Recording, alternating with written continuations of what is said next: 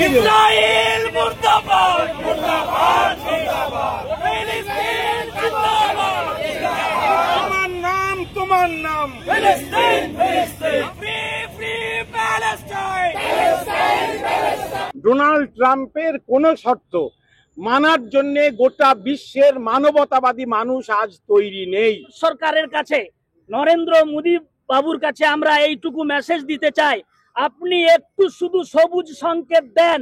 ভারতবর্ষের জনগণ কত বড় মানবতা বোধ তাদের মধ্যে আছে। 42টা নয়, আমরা যুদ্ধ ত্রাণ নিয়ে শত শত জাহাজ নিয়ে আমরা ফিলিস্তিনে পৌঁছে যেতে পারি।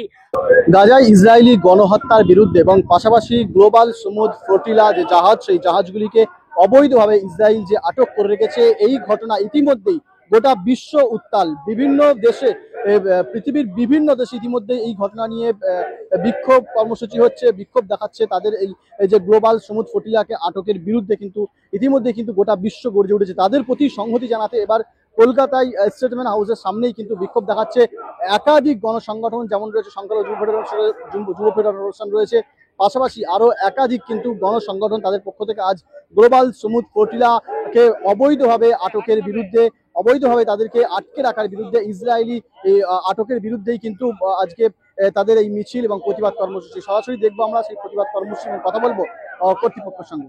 This news is sponsored by Himalayan International Residential School, Siliguri. আমার নাম তোমার নাম, ফিলিস্তিন, ফিলিস্তিন। আমার নাম তোমার নাম, ফিলিস্তিন, ফিলিস্তিন। From the river to the sea, Palestine will be free. From the river to the sea, Palestine will be free. Israil মুর্দাবাদ, মুর্দাবাদ, মুর্দাবাদ। ফিলিস্তিন জিন্দাবাদ, জিন্দাবাদ, জিন্দাবাদ। ফিলিস্তিন জিন্দাবাদ, জিন্দাবাদ, জিন্দাবাদ।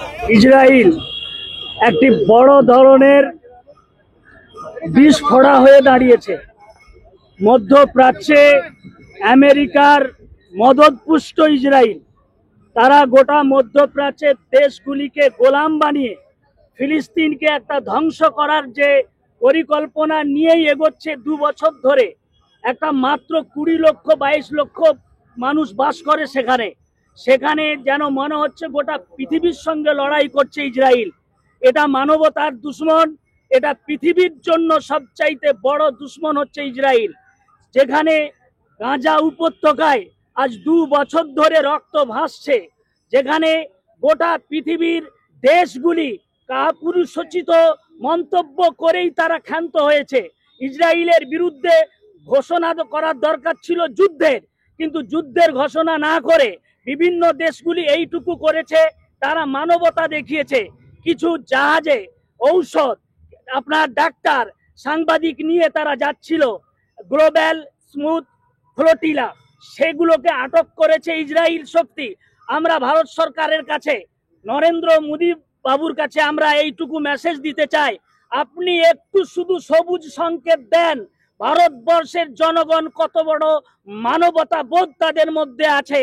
42টা নয়, আমরা যুদ্ধ ত্রাণ নিয়ে শত শত জাহাজ নিয়ে আমরা ফিলিস্তিনে পৌঁছে যেতে পারি। আপনি যেভাবে 142টা দেশের সঙ্গে আপনি একমত হয়ে ফিলিস্তিনকে স্বাধীন রাষ্ট্র ঘোষণা করার জন্য আপনি সহমত দিয়েছেন, সেইভাবে আপনি আরেকবার সহমত দেন। আমরা ত্রাণ নিয়ে গোটা ভারতবর্ষের মানুষ ওই ফিলিস্তিনে পৌঁছে যাব, এই মানবতা দেখাবো ভারতবর্ষের পক্ষ থেকে। আপনার কাছে দাবি, আপনি অন্যান্য দেশের মতো আমাদেরকেও ত্রাণ নিয়ে যাওয়ার জন্য আপনি একটু সুযোগ করে দেন। গোটা বিশ্ব মানবতার পাশে দাঁড়িয়েছে। শুধু মুসলিম বিশ্ব নয়, পশ্চিমী দুনিয়া, ইউরোপীয় দেশগুলোও তারা আজকে মজলুম ফিলিস্তিনিদের পাশে দাঁড়িয়ে ফিলিস্তিনিদের স্বাধীনতার পক্ষে আওয়াজ তুলেছে। গাজা ভূখণ্ডে যারা দুর্ভিক্ষের শিকার হয়েছে, যুদ্ধ বিধ্বস্ত শিশুদের ত্রাণ, তাদের ওষুধ সামগ্রী নিয়ে যারা সমুদ্র পথে রওনা দিয়েছিল, ইসরায়েল সেখানেও চূড়ান্ত অমানবিকতা দেখিয়েছে। আন্তর্জাতিক সমস্ত আইনকে লঙ্ঘন করে ইসরায়েল এই ত্রাণকর্মী এবং মানবাধিকার কর্মীদেরকে গ্রেফতার করেছে। আমরা কলকাতা থেকে আজকে দাবি জানাচ্ছি যে অবিলম্বে এই মানবাধিকার কর্মীদেরকে মুক্তি দিতে হবে, ত্রাণ কর্মীদের নিঃশর্তভাবে মুক্তি দিতে হবে এবং গাজা ভূখণ্ডের মধ্যে ত্রাণ ওষুধের ব্যবস্থা যারা নিয়ে যাচ্ছিল তাদের সসম্মানে যাওয়ার ব্যবস্থা করে দিতে হবে। একই সঙ্গে গাজা ভূখণ্ড থেকে অবৈধ দখলদার ইসরায়েলকে সম্পূর্ণভাবে সরে যেতে হবে, ফিলিস্তিনিদের পূর্ণাঙ্গ স্বাধীনতা দিতে হবে। ডোনাল্ড ট্রাম্পের কোনো শর্ত মানার জন্য গোটা বিশ্বের মানবতাবাদী মানুষ আজ তৈরি নেই।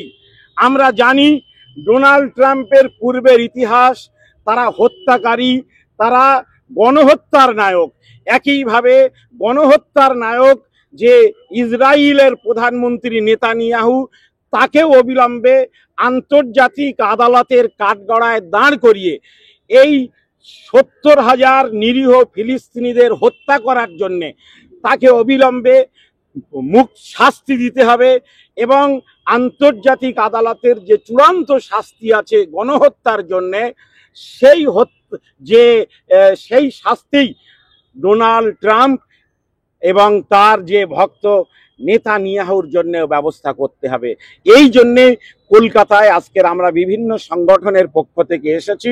যেমন আমরা ফিলিস্তিনিদের স্বাধীনতা চাইছি, ত্রাণ কর্মীদের অবিলম্বে মুক্তি এবং সসম্মানে গাজা ভূখণ্ডে তাদের যাওয়ার ব্যবস্থা করার দাবি জানাচ্ছি এবং আমরা পূর্ণাঙ্গ স্বাধীনতা চাইছি।